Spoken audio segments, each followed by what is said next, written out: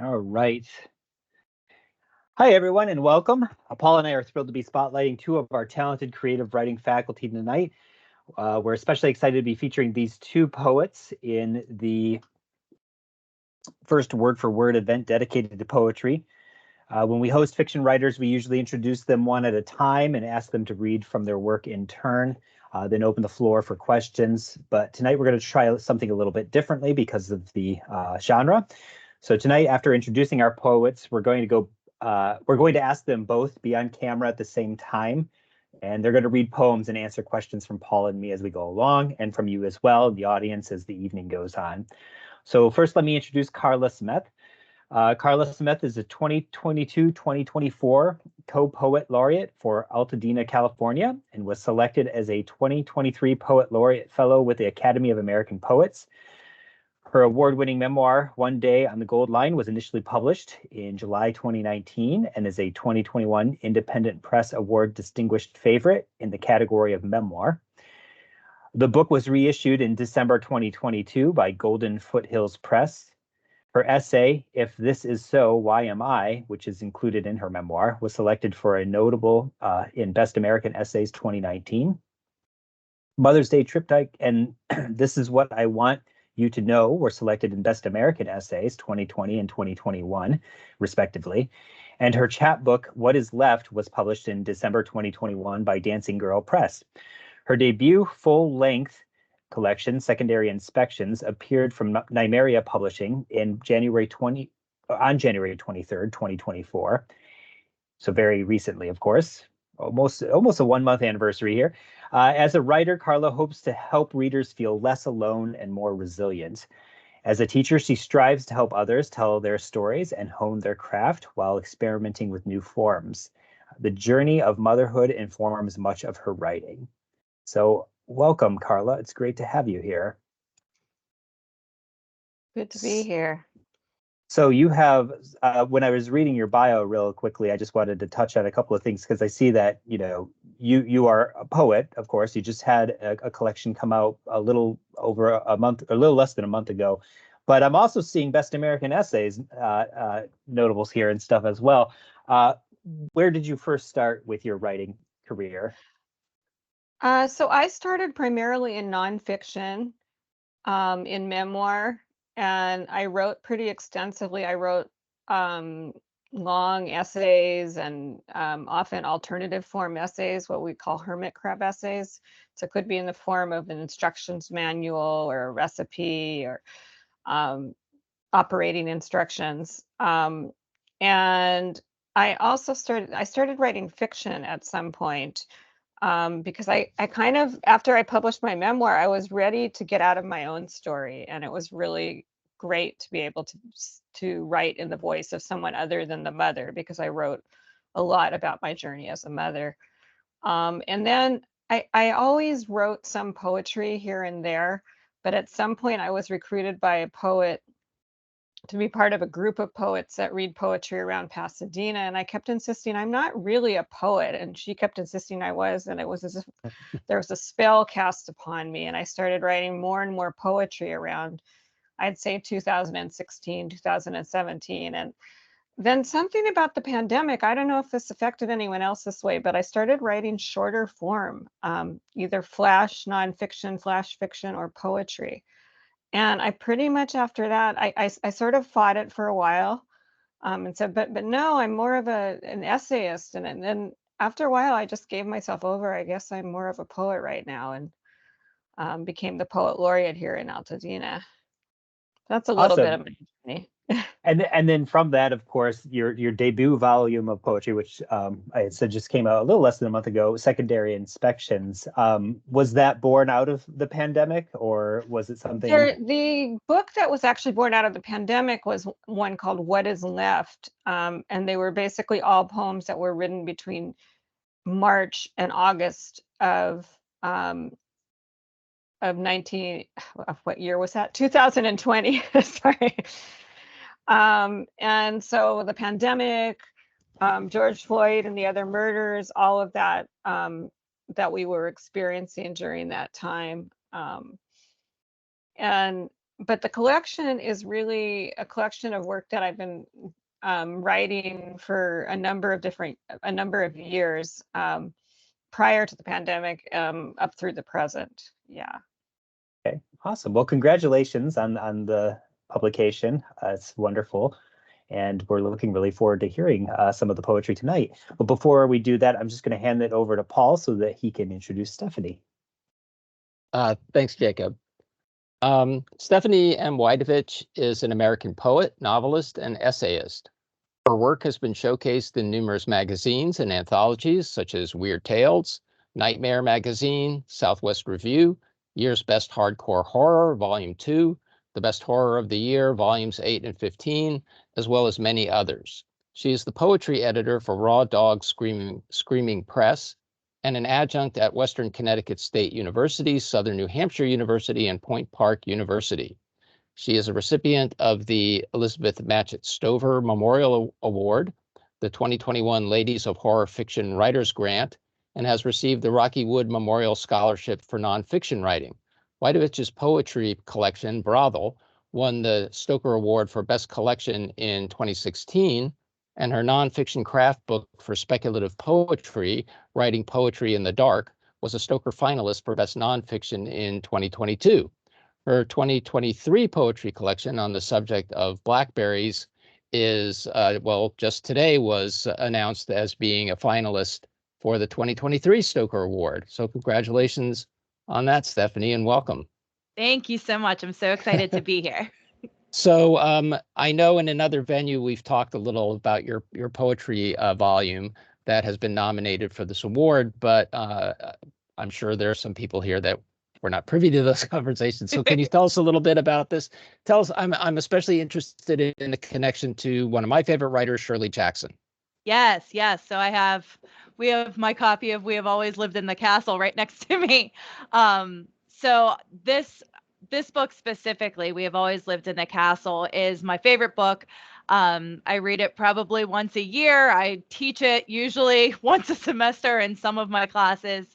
And it's, in a lot of ways, it has become my comfort read, which if you've read the book, you know it's anything but comforting. So we'll put a pin in that for later, I'm sure. But I had my daughter, Evelyn, in January of 2022, and I had horrible postpartum. And at a certain point, you know, I was going to therapy and I was talking to my doctors and stuff, and I was having a really hard time kind of coming out of this fog. I couldn't write. I really couldn't, I didn't have a good attention span for everything. I kind of just felt like I was in a cloud, if that makes sense. And so I figured, you know, the book that always brings me out of things is We Have Always Lived in the Castle. And so I started reading it. And I just felt this wave of almost like security, like it was a blanket being draped over me. And if, you know, maybe I can take some pictures and I'll put them on my Instagram or something later, but I kind of treated the book like a puzzle. If you look inside of it, there are words circled, there's lines drawn. I kind of looked at it as this form of almost bibliomancy that helped me find myself in the book and kind of tunnel a way out of some of the darkness that I was experiencing. So it was a very weird process. I've never written a book like this before. But honestly, I think it's something that I'd like to try to do again, because the entire experience of it was so magical, and it almost felt alchemical in a way. And I was able to be inside a text in a way that I've never been able to be as like a teacher or a student or just as a reader before. So yeah, Jackson saved me again. She got me.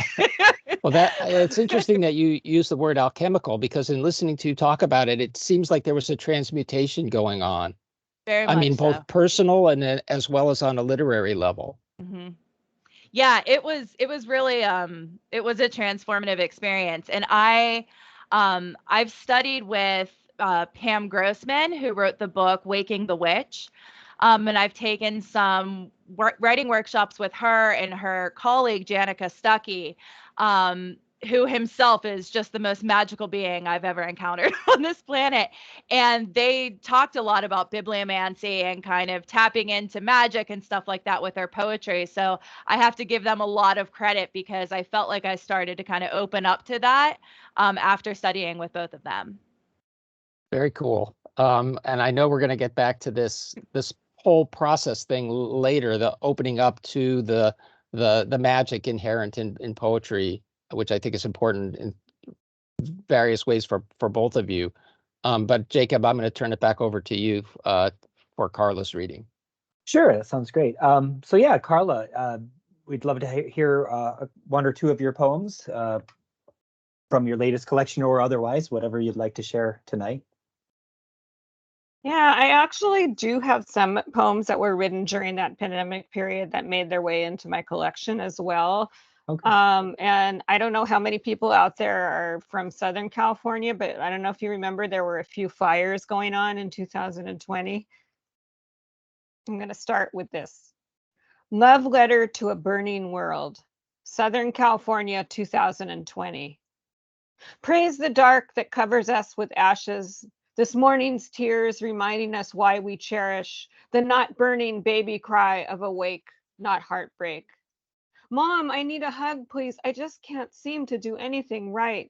Raphael, the angel name. Should we have birthed a warrior instead? One who could fight the demons? I can't say for sure I'm an addict, but I'm doing too much. He gets up, then decides he'd rather smoke. Not feeling okay right now. I am twisted up, feel the same way. Not okay. No, son, what you are feeling are singed embers after 6 months of shutdown, broken glass, murder after murder of men and women the color of your skin, at traffic stops, in the dark, in bed, while jogging, anywhere. Praise the path that brought you here today, a boomerang. Mom, I can't make it. I'm at the car repair. I need to keep looking for someone who can fix this. The drop, like we hear in music. I hear it in his soul. My face is wet as he leaves in a gust. I have to meet my friends at the demonstration. I'll feel better, more purpose. Do you kill a child by holding or letting go? Ashes, ashes as he runs out the door. Doesn't he know this is an emergency? Like the blare of fire warning, pack your bags comes from the evacuation order. Today, his voice searing into my chest. Praise his tears for crying with me. Praise the seat that holds me fast. Excellent. Thank you so much. Quite a powerful poem there. I love the juxtaposition between three things I noticed. I mean, I know you had said that, Love Letter to a Burning World, and that it was related to the fires in California. But of course, there's also the pandemic of singed embers after 6 months of a shutdown, as well as George Floyd and the killings that were happening around that time too. A very hard time for all of us, I think. It's hard to believe that was 4 years ago at this point, but because it just seems like it's still very much burned in my memory and seems to still. I feel like I'm still processing the trauma. Was this a way for you to kind of process the trauma as well, writing the poem, or what was your purpose for writing it? I would say it was. It was, as we all know, it was dealing with a really tough time. As a mother of a Black son, it was like brought everything to the forefront, the danger to your child's life. And that always was sort of an undercurrent. I have an essay in my memoir and essays called Markers as My Black Son Got Older that talked about the things that happened as he got each year as he got older and the concerns that I had. But yeah, it was, to your point. I don't know, sometimes people ask, it's funny, memoir writers get asked all the time, like, was that therapeutic to write your memoir? And we usually say, actually, you usually need therapy after you write a memoir. Mm. But I would say yes. I think that as a poet, and as a writer, but particularly as a poet, it's a way to process and to kind of come out the other side. you know, in some way, one way or the other, to sort of puzzle through what's going on. And some things you just can't. I mean, there are some things, like at the time of George Floyd's murder, I just kept, I couldn't, like, I really couldn't write. I couldn't finish a poem during that time. You know, Right. yeah. So sometimes you need time to be able to get to it too. To process it and everything. Mhm. Yeah. I like the phrase that you said, the puzzle through as well. Cause I mean, I think of all the genres and stuff, poetry definitely, it feels like a puzzle in a lot of ways. Like you have to find those right words and phrases, and you're trying to put them within this form to capture something, which seems like you said about memoirs and nonfiction, you have to go to therapy after writing it, because you're basically spilling everything out onto the page all at once. Whereas with poetry, it's more selective in choice, and by the end of it, maybe that's why it feels more, I guess, therapeutic as you're going along. Would you think that that is the case, or? Yeah, somewhat. I mean, I think it's also a process that's interesting that happens with poetry between writer and reader. It's Mhm. almost like you're coming up with a third entity. You know, there's what you write and what the reader understands, and then what that becomes after the two of you have kind of, in a sense, collaborated by virtue of them reading your work. Um, so yeah. Awesome. Well, thank you for sharing that one. Did you have another one that you'd like to share from the collection right now? Sure. Actually, I'm can gonna, I ask you a Oh, quick yes. question Oh, yeah, sure. yeah. as well about that one? Because I think this might be something that is helpful to our audience as well, which is that you're writing a very deeply personal poem, obviously, about things that are not only affecting you, but your child, who at some point, I assume, is going to read your poem. So how and glimpse things that about you and about your relationship that might not have been verbalized before.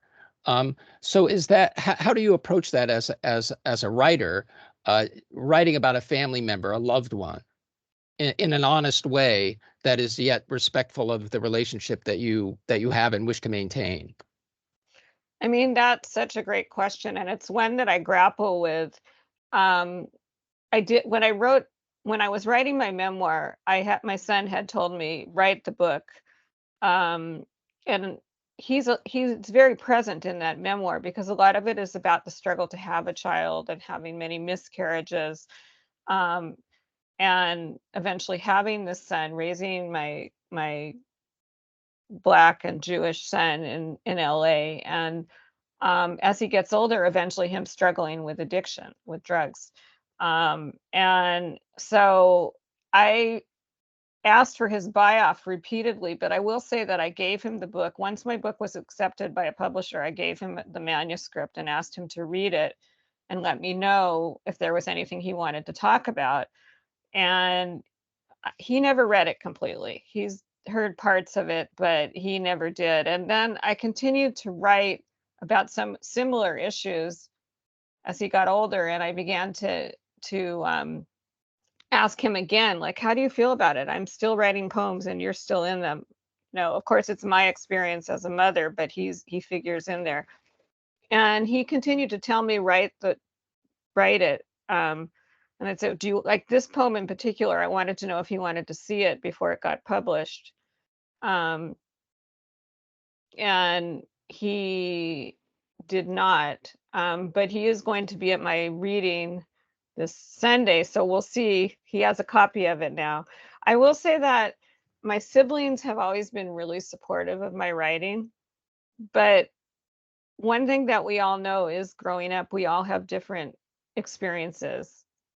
Um, and I know that my sisters, in particular my older sister, was not always comfortable with my writing about some of the chaos of our childhood.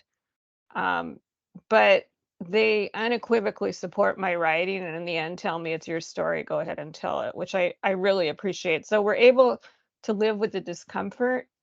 I do listen to my sister tell me how she feels about it. And I have to live with that. And at the same time, she ends up telling me, you know, I support your writing, write the story. So That's awesome to hear. Thank you for sharing that. So shall I read? Okay, I'll read another. Okay, this one has a little family in there. We used to argue over hearts. I called my older sister over and over again whenever I ran away. The first time 6, crossing the street to the little park, but then I couldn't come back because I'd remember I wasn't allowed to cross the street by myself. I sat on a pile of leaves sniffling, imagining my sister rescuing me. When I was a teenager, she went away to college. I'd telephone her, my complaints a steady pitter-patter or a torrent, depending on the temperature at home. My brother taught me how to avoid recurring nightmares by focusing on the scariest moments before going to sleep. I was terrorized by dreams about Bunny Goo, who was either a tall, bald white man who wanted to take over the world, or a sticky tar that got on the bathtub faucet and caused it to overflow. My younger sister gave me imaginary sleeping pills, told me to just breathe and think about ocean waves and Mount Rainier, ferry boats, and sunsets over Puget Sound. She teaches meditation now. We were so young then, turning to the closet for refuge. My dad was a high school teacher who used to say, with liberty and justice for some, when forced to recite the Pledge of Allegiance. He was my favorite dance partner, and I felt graceful on the floor with him at weddings and bar mitzvahs. My mom went out for Shirley Chisholm. She worked, went to school, and took care of the 4 of us plus my dad. Later, with almost all speech robbed by dementia, she found the words, "God, that man is repulsive," when pre-2016 Trump was on television. I miss my mom and dad, even the fights and the television blaring news. My dad's temper, his humor, his kindness. Our stuffed animals, large, wise, and plush, sat sentry while we ran amok. Eat a thigh instead. Dark meat is juicier. We used to argue over the hearts and gizzards. Now no one wants those parts. Thank you so much. What a tapestry of just a great tapestry of this family dynamic that you have captured in this poem.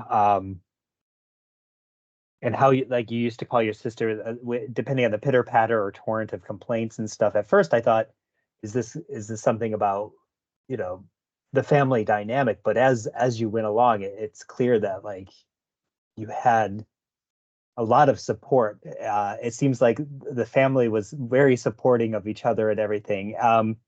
How does that fold into your poetry and stuff? I mean, do you?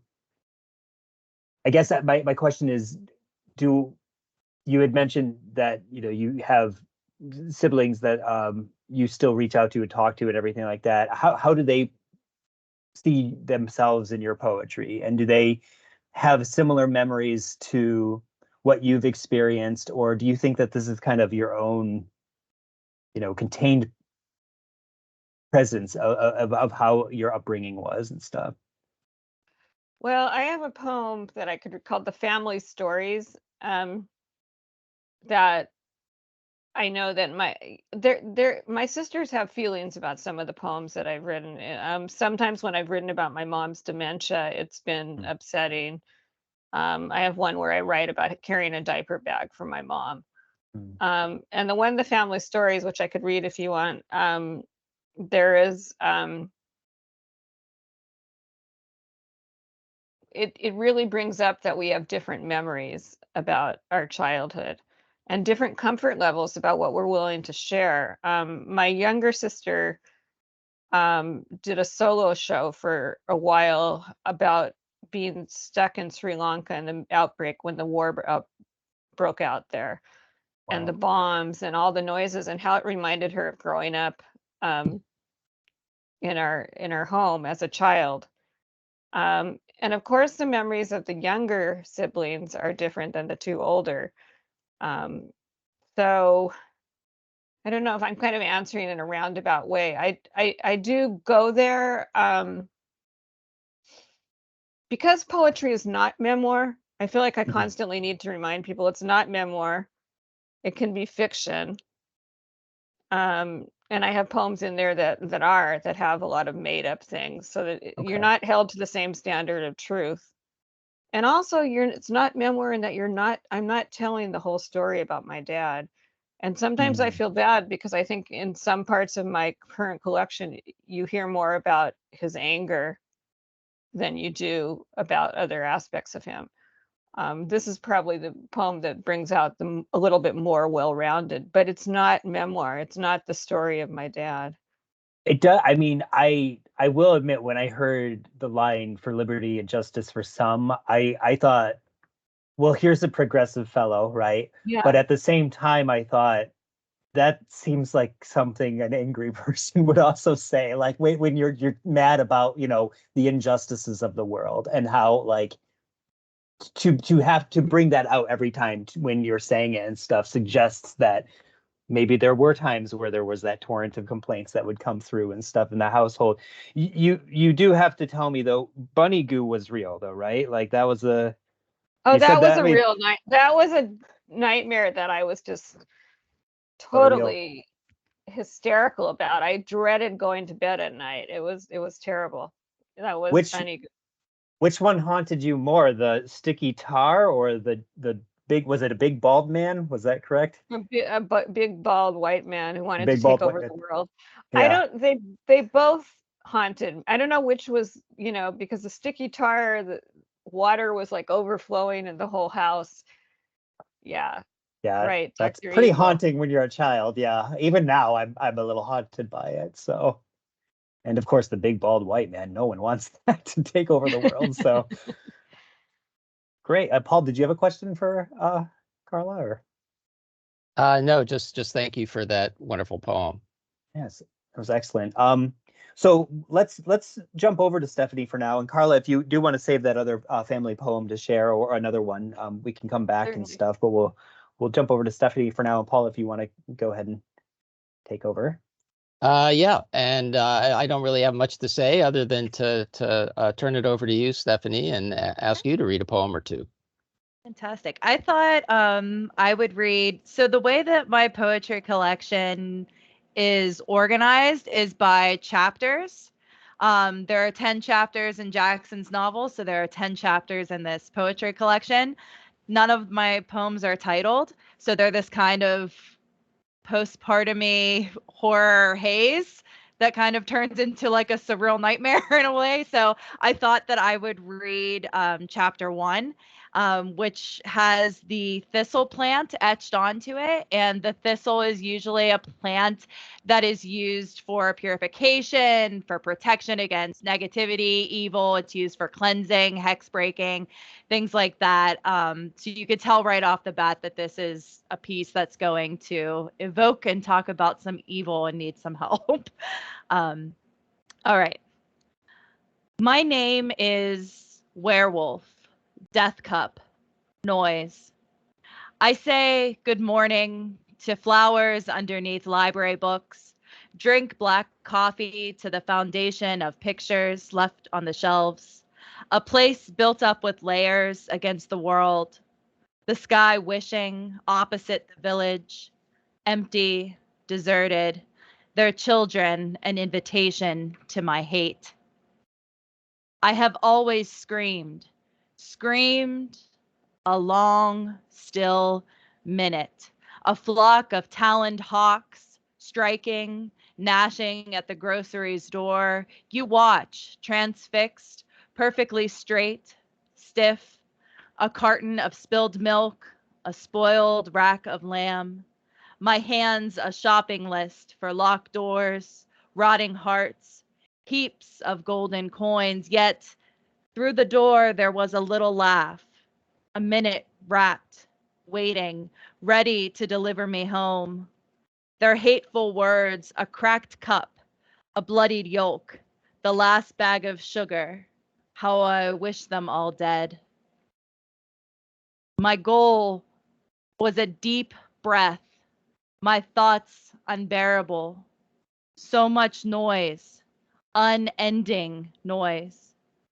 The demons found a way in, opened their eyes and broken plates, glanced at me, smiling. I'll take a stop there. Thank you so much. And by the way, I want to remind our listeners that the chat is open, and please post any questions that you may have for Carla or Stephanie. And by the way, Carla, I hope if you have questions for Stephanie, and Stephanie, if you have questions for Carla, that you will feel free to voice them as well. I'm just going to jump in here. This is what an incredible poem. I mean, it's like so filled with rawness, raw emotion, raw feelings. I mean, it's got a primeval quality to it that seems almost beyond words to talk about. Thank you. The combination of like this kind of fairy tale, kind of mythology, the werewolf, the curse, all these cursed objects, with the trappings of the modern world, the shopping list and the spilled milk and everything like that. I mean, it's just incredible juxtaposition that really, for me as a listener, I mean, on the one hand, I'm listening as a fellow writer and just like being in awe of your writing and your word choice. And this is a poem that is like it's what's left over after everything else has been taken away from it. It's only the essential remains. That was my impression of this poem. And at the same time, as a listener, I'm just feeling like dread. I'm feeling like I'm in close contact with a primeval dangerous force. That's what I get out of it on my initial hearing of it. That's a fantastic compliment. Thank you. We have a question from Carla who asks, what was your process for writing this poem, Stephanie? Yeah, so what I did was, like I said, I'm very familiar with We Have Always Lived in the Castle. It's a very well-read book. I sat down and I read the first chapter several times, and I wrote down some of my initial impressions of the chapter. I also have something that I always encourage my poets to do, which is I keep a shame journal. Which is essentially all of the things that I never want anybody to know about me, or things that I would never say out loud. And I put them in this journal.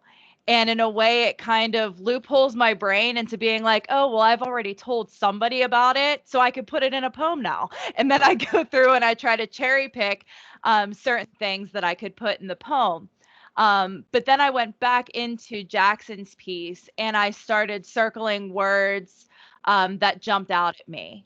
And I put them all in a Word document. And then I quite literally started I treated it like a puzzle. So I was picking pieces and words from the novel, stuff from my shame journal, and then a lot of stuff that I had been talking about in therapy.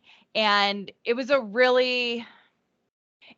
very cathartic experience. It was also extremely terrifying because I was sharing a very dark side of me during a moment that was supposed to be this huge, joyous celebration. Like, I have this beautiful daughter who, I'm so intensely grateful and in love with, but I'm having all of these intrusive thoughts, and I was diagnosed with postpartum OCD, and I had to find a way to separate them, but also honor that they're both parts of me and that they need to be expelled. I mean, in a way, it's very exorcist-like thinking. Like I needed to get it out so I could tackle it. So that was kind of a little bit of the experience. It was a lot of puzzling. It was a lot of being really honest, really vulnerable. And I think the trick to writing this book honestly was that I never intended to publish it. This was like a postpartum exercise that was going to just be for me and something that I would eventually share with my daughter when she got older. But my publisher and I we're very close. We've been working together for 10 plus years. And she came over to visit me one weekend, and we started talking. And the more that I talked to her about the project, the more that she thought it might be something to consider publishing, because postpartum and, you know, postpartum OCD and all of these things aren't wildly being talked about and acknowledged. And this could be something that opens that dialogue and starts a conversation and brings a bunch of women and stuff together. So, you know, I eventually decided to move forward with it. But had that always been the plan, I don't know if I would have necessarily been able to be as raw and vulnerable as I was while writing it. I mean, I just have to say I'm in awe of the bravery of poets. You know, I think I'm a fiction writer. I mean, we have it easy in comparison, I think. You know, it's not like we don't have our dark nights of the soul, but I mean, you know, it's just, it doesn't seem comparable. So both of you are just giants in my opinion to be able to artfully shape these intense emotions. Stephanie, do you want to read another one for us? Yeah, I'll finish the rest of that chapter. All right. Those poor girls in the garden had always been there, haunted, ghastly, openly disliked. Two shadows against black woods and gossip. They stood strong on broken feet, voices cracked, the hum of fruit flies stuck in their throats, just watching, waiting, 6 feet deep. I built the fire in the yard instead of in my bed, but this desire to drink gas, to swallow the match still smoking, how beautiful it would be to die. I wondered if a cup of tea could make them stop, if changing the poison would burn them faster. 1,000 flames inside a flower, an herb, the boneyard waiting, begging them to sleep. Thank you. Just awesome. I'm going to ask each of you a question at this point, which is because you all write, each of you writes in a multitude of different genres. What is it that announces a poem to you? How do you know that this particular topic is going to be a poem and not an essay, not a piece of flash fiction, not a short story? I can go ahead and jump in. For me, usually when I'm writing fiction or an essay, I usually I'll get a sense of the narrative arc. Like, this is where I want to start, this is where I want to go. Poetry for me is more of kind of a concrete motion or emotion or an image or a feeling that I want to express through different metaphors and pieces of magic. So usually I have an idea of the form, but sometimes, honestly, if I'm being perfectly honest, it takes trying to write the poem and realize it's not working and that it has to be a piece of fiction, or I'm writing a short story and I keep going into walls and I'm like, oh, this was meant to be a poem all along. So sometimes there's a little bit of exploration and adventuring that needs to happen before it presents itself. But usually the image or the emotion is what leads me into the poem rather than the arc. How about you, Carla?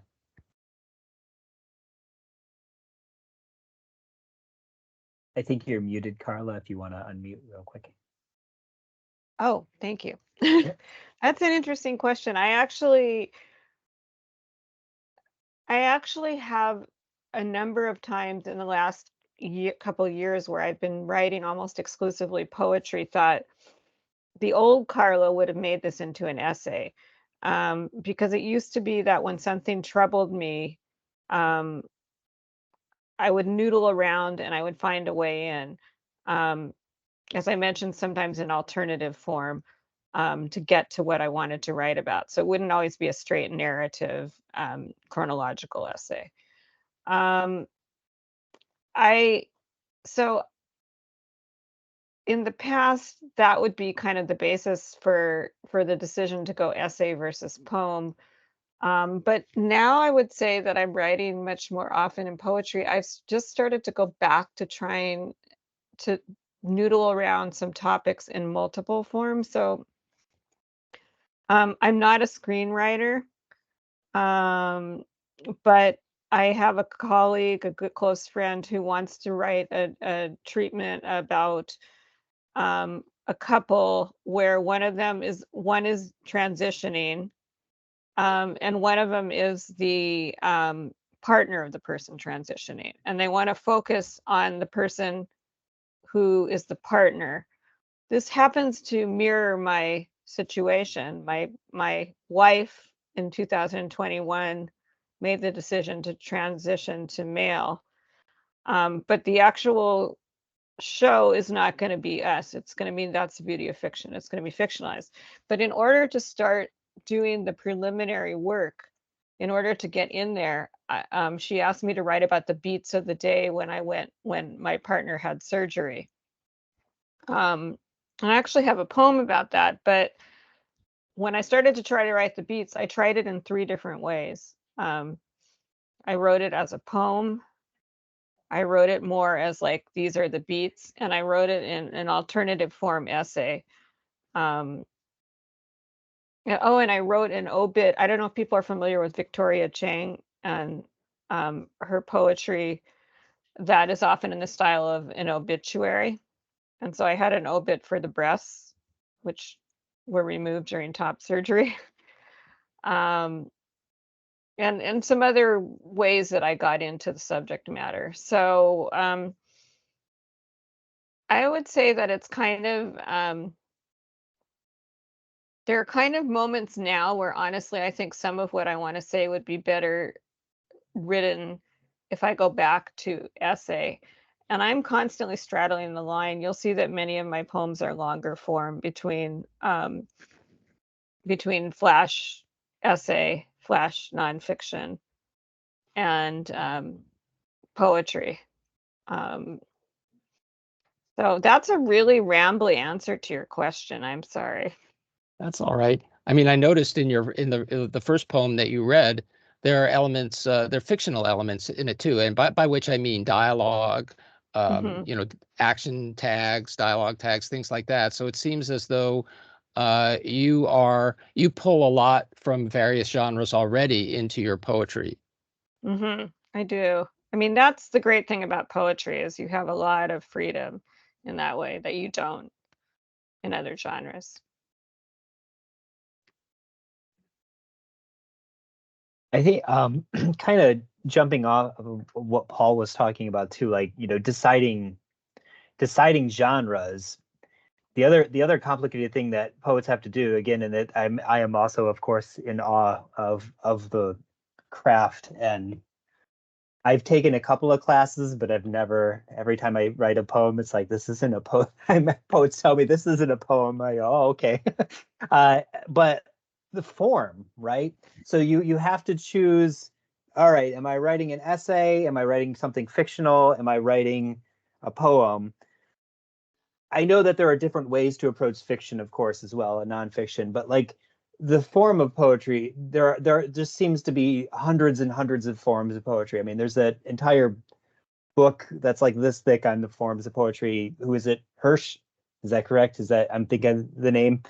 So I guess my question is, how do you choose your form, or how do you discover the form that fits your style of writing?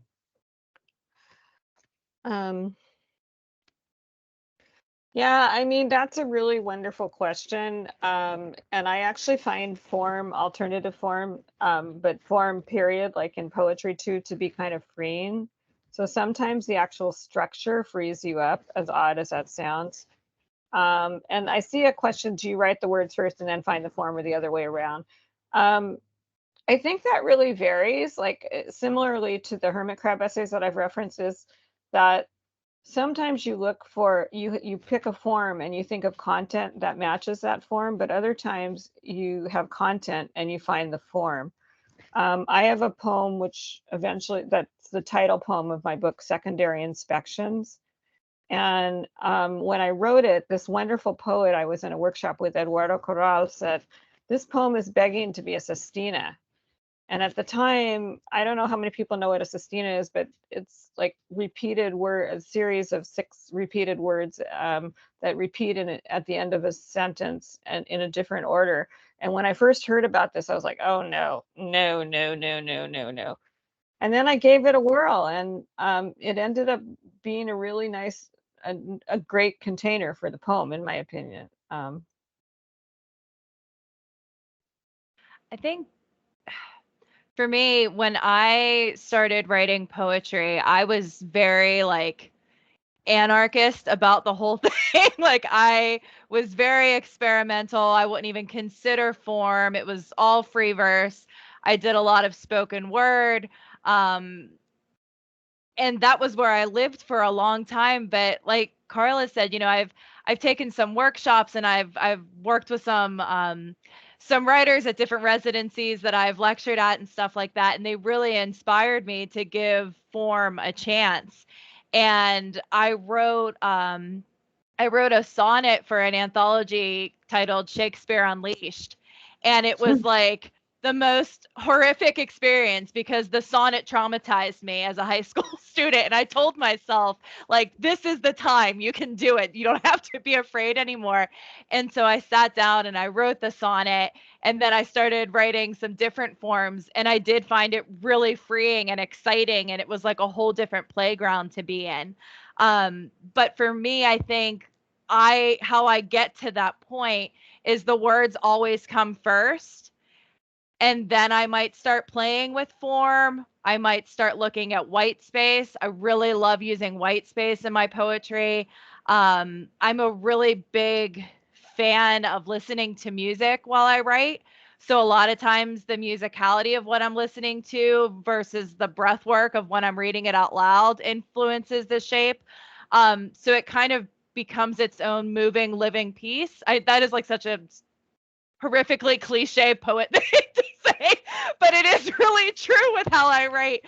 But I again, I want to echo that, like, if you're afraid of form, I hear you, I see you, but there is another side to it that can be really exciting. So I want to encourage everybody to definitely play around. And if you don't like it, you don't like it. And if you do, you have a whole new world to play with. So it's definitely worth it.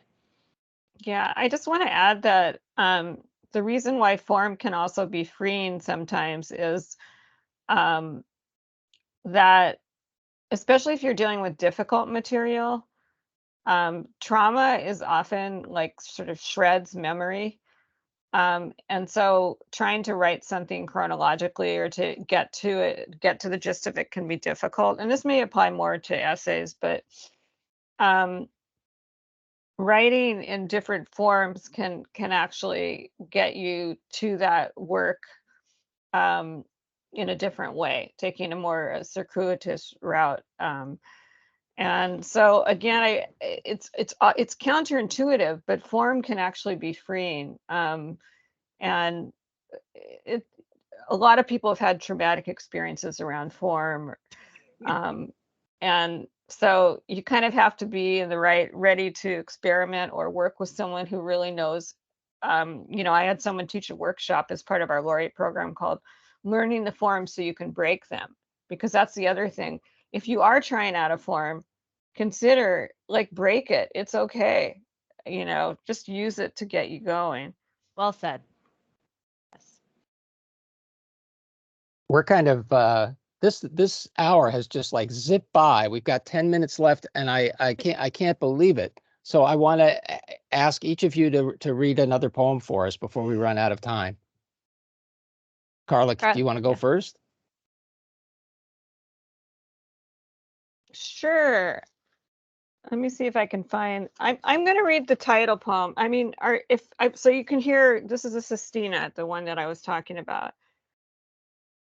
Secondary inspections. A nose, a foreign look, a memory. They just want to know if you're Jewish, your mom says, of questions about what country you came from. You know that you'll never pass for who you are. Everyone foreign claims your face. City of Angels swelters everyone here from somewhere else. Still they ask, where were you born? And how do you say hello? You answer fearing hatred, Fear you came by naturally after strip search and secondary inspections. Not beautiful. Go to New York, you'll be sought out, the statuesque, unapologetically beautiful Black Colombian woman says. Here you're Toucan Sam, you're a Jew. Angelinos look for an airbrushed effect, images of themselves, she says. Hatred for your ancestral look. You have only a slight accent. Where are you from? Later, old Armenian men shout out greetings from their balconies, ask questions you can't understand. You only know your strong nose on face, too ugly for years, for a girl. And you're hairy. White Angelinos seek their own face, full lips, not too ethnic, not too angular, no rough edges, beautiful. Custom guards interrogate, hands grab your body. In Greece, Danish boys ask you for towels, assume you are from Paros. A Jewish journalist writes, story gets tweets, his beheaded caricature rises from desire to make America white again. You are zoo animals watched by hatred. You fear reaction to your ancestral aura. You find hidden outposts of hatred. In the city of angels, everyone came from somewhere else, yet your face looks foreign. Every day you hear, no, where are you really from? No use saying you are second generation, born in America, land of the beautiful. Your mom's answer to that was always, they only want to know if you're Jewish. You go with your son on a field trip. What tribe are you? The Cherokee guide asks. Of course, we both came across the Bering Straits, he says, and doesn't ask, where are you really from? When you answer. Shows no hatred. From Russia, Hungary, Palestine, Turkey, you say, and tell him you're Jewish. Watch what hashtag you use, lest it shows up on a cross burned on your Facebook page. Maybe it's true what the Colombiana says. Go to New York, you'll be beautiful. There. Here your black son looks like someone they might shoot or run from. You look like someone who might be rounded up, asked where from. A man lingering outside 7-Eleven looks at you both and asks, Egyptian? Your son mimes the walk like an Egyptian dance. Your beautiful son. Later he says, I guess there's more racism than I thought. Hatred spews out of a parking attendant's mouth, spits as he yells at a face that looked a lot like my son's. KKK leader posts, of course they're not white, Jews. You're looked upon with suspicion, hatred. They wonder where you're from. Will they look at our faces, hear an unspoken word, and ask? You wonder if you'll be beautiful, safe in New York, Jew and Afro-Jew. Thank you so much for sharing that powerful piece, Carla. Yes. It was very, very good. What struck me, I think, most, of course, and I think a lot of people, the hidden outposts of hatred, and how, this is Los Angeles, LA, City of Angels, which often is described as this progressive liberal city, on the mountain kind of thing, like just this place where everyone is welcome and everyone is free. And that is not the case, obviously, in this poem. How much, and again, I know you had pointed out poetry can be fictional too, right? But I assume that some of this was founded on non-fictional instances and stuff, as well as traveling the world too. And I guess this idea of going to New York, maybe New York is the alternative or something like that idea of like, but after reading that poem, you think probably not, right? Because there's, these hidden outposts of hatred everywhere. And I think it's something that we should all remember. Like even in these cities that tout themselves as like welcoming to everyone and stuff, it's not so much the case. Anyways, very powerful stuff. I guess my one question would be, where did you start with that particular poem? Like what particular instance made you say, I need to write this down. I need to write down, my experiences as a Jewish woman, with I guess my experiences as a Jewish woman and my son's Jewish upbringing as well. Yeah, I think it was something that I've dealt with and thought about for a long time. When you kind of have ambiguous ethnicity, and my son had certainly heard a lot of those questions. And my mom, and this one is pretty based on reality. My mom did always say, when I'd say, people are always asking, where are you from? And I say, from Seattle. And they're like, no, where are you really from? And her thing always was, they just want to know if you're Jewish. But I also at some point did think, some people are just curious, they really do want to know, where are you from? But it had been kind of noodling around in my head for quite a while. That whole, the whole issue of, because by virtue of people not knowing where you're from, you also hear a lot. And that particularly happens with my son. You get to hear a lot more racist or anti-Semitic remarks than you would normally, because people assume you're one thing, but not another. Yeah. Well, thank you again for sharing it. Very powerful stuff. And just again, thank you. And I'll take Stephanie. Would you like to read your last poem now? Sure. So I'm going to read an excerpt from chapter 5. In the event of a delicate stomach, I cut the pieces small, an eagerness to keep him talking, to imagine the hesitation of fingers down my throat. I gesture in anger, my voice a shaking of sorry brought on by the sight of his liver. My lunch swelling, begging no beneath the knife. I wash myself with pearls, the ugliness of erased magic, a severed salamander, the slip beneath a too thin dress.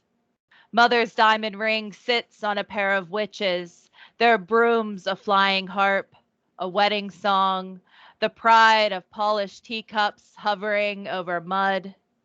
Later on, I lick the backs of wooden chairs, the smoke in the attic, the perfect guest for wide-eyed spirits, their acts disagreeable to men.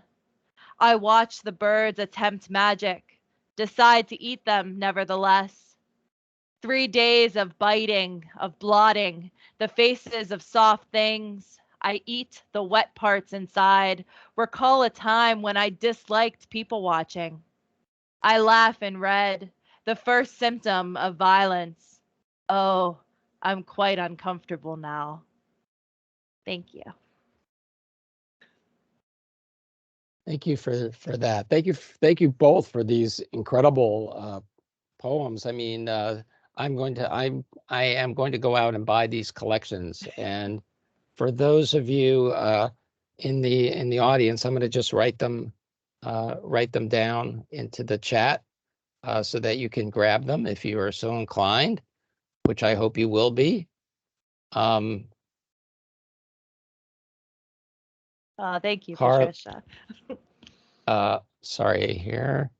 Carla's is secondary inspections, which she was alluded to or quoted in her in the title poem there of her collection. And Stephanie's is on the subject of blackberries, which, if you're familiar with that book by Shirley Jackson, you know has a certain resonance. I mean, I wish I had.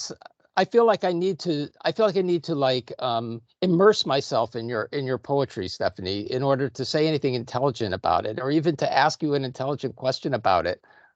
So if anybody else has a question, I found myself thinking of like Sylvia Plath and like these really angry, violent, gorgeously wrought poetry.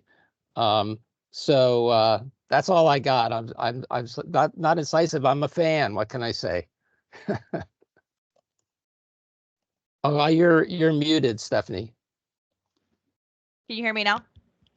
Yes. Yeah, Plath had a huge influence on me. I always say that I like studied in the school of like sad girl poetics.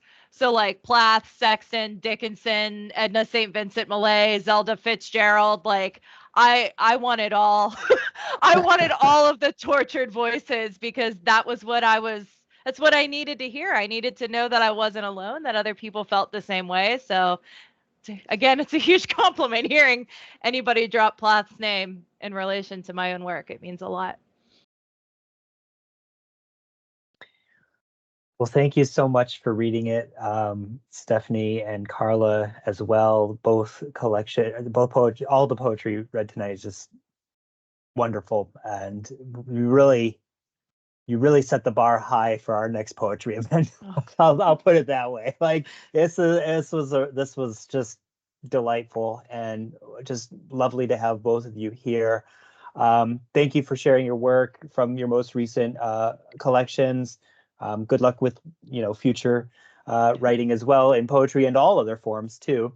For more about Carla, I put in the chat, but I'll just read it here as well.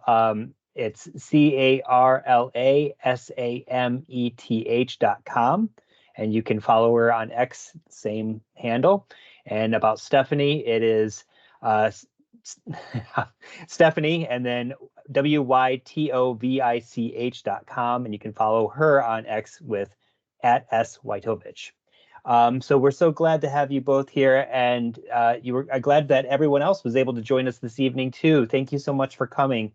Our next Word for Word event is going to be scheduled for March 20th, and we'll be hosting a panel on editors and editing featuring award-winning editors Ellen Datlow and Joe Monti, and one of the top copy editors in the business, Deanna Hoke. So if you are around for that one, please do join us. Great opportunity for learning about the industry itself and everything, and its ever evolving processes and everything like that. So please mark your calendars for that. And with that, I just want to wish everyone a great evening, and thank you again, Carla and Stephanie, for coming tonight. Again, it was my pleasure. Thank you so much. Thank you for having us. Yeah, No thanks so problem. much. Boy, this went by in the blink of an eye. So I know. thank you I so wish much. I could go for another hour, to be honest with you, but We enjoyed it. I was thinking it was 2 hours. Oh, It somehow slipped by. yeah, it just flew by. I can't believe how this is like the fastest it's ever gone. But I gotta say, it was, like I said, every minute of it was delightful, and I just really appreciated both of you being here. Thank you. All right. Well, I hope